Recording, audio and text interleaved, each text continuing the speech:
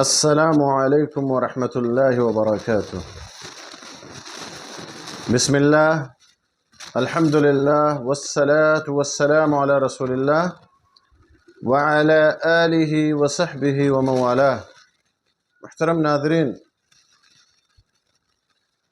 حمد و صلوات کے بعد آج کے اس لائیو درس میں جو باتیں میں آپ حضرات کے سامنے رکھنا چاہتا ہوں اللہ کی توفیق سے، وہ ماہ محرم کی بدعات اور رسومات کے بارے میں۔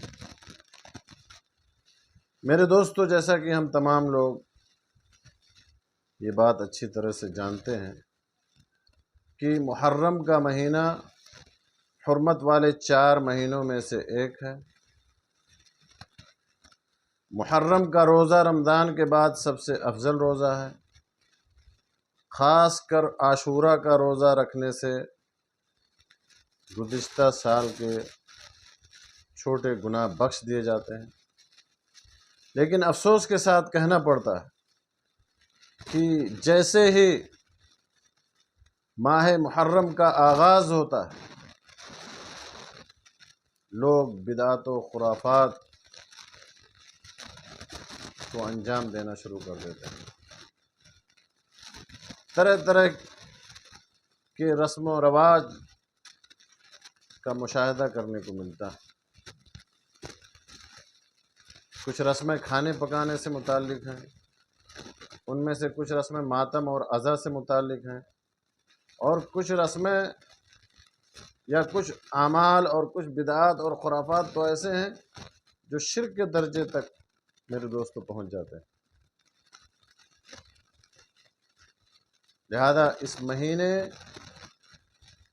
کی حرمت کا پاس و لحاظ رکھنا، اس مہینے میں کثرت کے ساتھ نفلی روزہ رکھنا، عاشورہ کے دن روزہ رکھنا، یہی صحیح طریقہ ہے اور یہی نبی صلی اللہ علیہ وسلم سے ثابت ہے۔ لیکن جب اس ماہ کی بدعات اور رسومات کا جب جائزہ لیا جاتا ہے تو ہمیں پتہ چلتا ہے کہ طرح طرح کی بدعتیں، طرح طرح کی رسمیں لوگوں کے درمیان موجود ہیں، اور انہی میں سے جیسا کہ میں نے آپ کو بتایا کہ انہی بدعات اور رسومات میں سے ایک چیز ہے ماتمی جلوس اور سوگ منانا۔ لہذا 1 محرم سے لے کر کے 10 محرم تک عزاداری کی مجلسیں قائم کی جاتی ہیں۔ ان مجلسوں میں ماتم کیا جاتا ہے، سوگ منایا جاتا ہے۔ خاص کر کے کربلا سے متعلق جھوٹی اور فرضی کہانیاں بیان کی جاتی ہیں، اور اس پس منظر میں اگر غور کیا جائے، دیکھا جائے تو صحابہ کرام کو برا بھلا کہا جاتا ہے۔ امیر معاویہ رضی اللہ تعالی عنہ کو لعن طعن کیا جاتا ہے، اور دوسرے صحابہ کرام کو میرے دوستوں نشانہ بنایا جاتا ہے، جبکہ اللہ کے نبی صلی اللہ علیہ وسلم نے ماتم کرنے سے، گریبان چاک کرنے سے، بدن کو زخمی کرنے سے، گالوں پہ تماشا مارنے سے نبی صلی اللہ علیہ وسلم نے منع فرمایا، جیسا کہ عبداللہ ابن مسعود رضی اللہ تعالیٰ عنہ سے یہ حدیث مروی ہے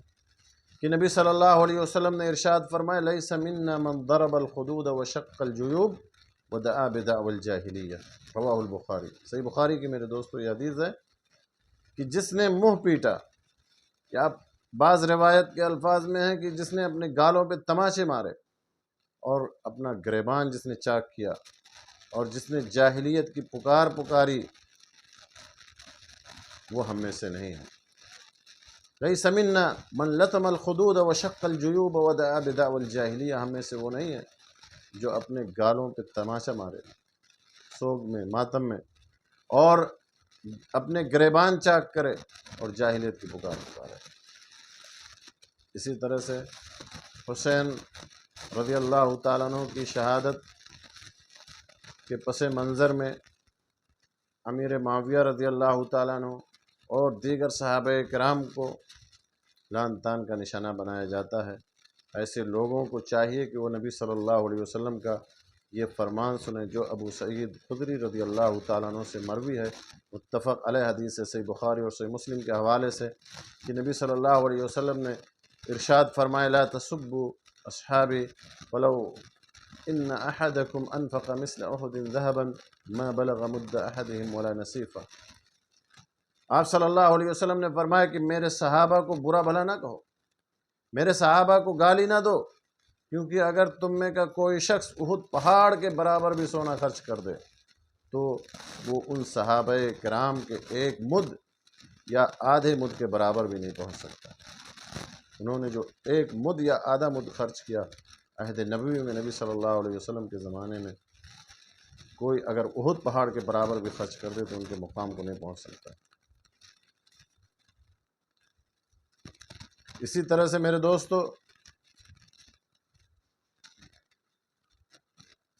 ماہ محرم کی بدعات اور رسومات میں سے ہے سیاہ لباس پہننا، کالے کپڑے زیب تن کرنا، گھروں کے چھتوں پر سیاہ جھنڈا لٹکانا، غسل کرنا اور نہانا چھوڑ دینا، ترک کر دینا، زیورات عورتوں کا اپنی زیورات کو اتار دینا، چولہے اوندھے کر دینا، اسی طرح سے جن کی نئی نئی شادی ہوئی ہے ان کا اپنے میکے میں قیام کرنا، یہ سارے وہ ماتمی اعمال ہیں جو بدعات اور خرافات میں سے جن کا شریعت میں کوئی بھی ثبوت نہیں ہے۔ اور میرے دوستو، جو اس طرح کی بدعات اور خرافات انجام دیتا ہے اسے نبی صلی اللہ علیہ وسلم کا یہ فرمان سننا چاہیے کہ من سن فی الاسلام سنۃ حسنۃ فعمل بها بعده كتب له مثل اجر من عمل بها ولا ينقص من اجورهم شيء، ومن سن في الاسلام سنة سيئة فعمل بها بعده كتب عليه مثل وزر من عمل بها ولا ينقص من اوزارهم شيء۔ صحیح مسلم کی حدیث ہے میرے دوستو، آپ صلی اللہ علیہ وسلم نے فرمایا کہ جس کسی نے اسلام میں کوئی اچھا طریقہ جاری کیا اور اس پر بعد میں عمل ہونے لگا تو اس کے لیے بھی اس پر عمل کرنے والے کے برابر اجر لکھا جائے گا، اور کسی کے اجر و ثواب میں کوئی کمی نہیں کی جائے گی۔ اور جس کسی نے اسلام میں برا طریقہ ایجاد کیا اور بعد میں اس پر عمل کیا جانے لگا تو اس کے لیے اس پر عمل کرنے والے کے برابر گناہ لکھا جائے گا، اس میں کوئی کمی نہیں کی جائے گی۔ تو میرے دوستو، یہ ساری جو رسمیں ہیں، یہ ساری جو بدعات ہیں، یہ ساری جو رسومات ہیں ماتم کی، یہ سب بات کی ایجاد کردہ ہیں۔ اسی طرح سے ماہ محرم کی رسومات اور بدعات میں سے ہے قبرستان کو سجانا سنوارنا۔ لہذا آپ نے دیکھا ہوگا کہ ماہ محرم کے آغاز سے ہی قبروں کی صفائی کی جاتی ہے، لپائی پتائی اور قبرستان کو بارونق بنانے کا عمل شروع ہو جاتا ہے، یہاں تک کہ 10 محرم کو یہ ساری قبریں اور سارے قبرستان یہ سب ان کو سجایا جاتا ہے۔ پھر مرد، عورتیں، جوان، بوڑھے، چھوٹے بڑے تمام ہجوم کے ساتھ قبرستان پہنچتے ہیں، جہاں میلہ لگایا جاتا ہے اور میلہ ٹھیلا لگایا جاتا ہے، پھول، مالا، اگربتی، موم بتی، یہ تمام چیزیں، مرد و عورت کا اختلاط، قبروں پہ نظر و نیاز، یہ ساری چیزیں جو ہے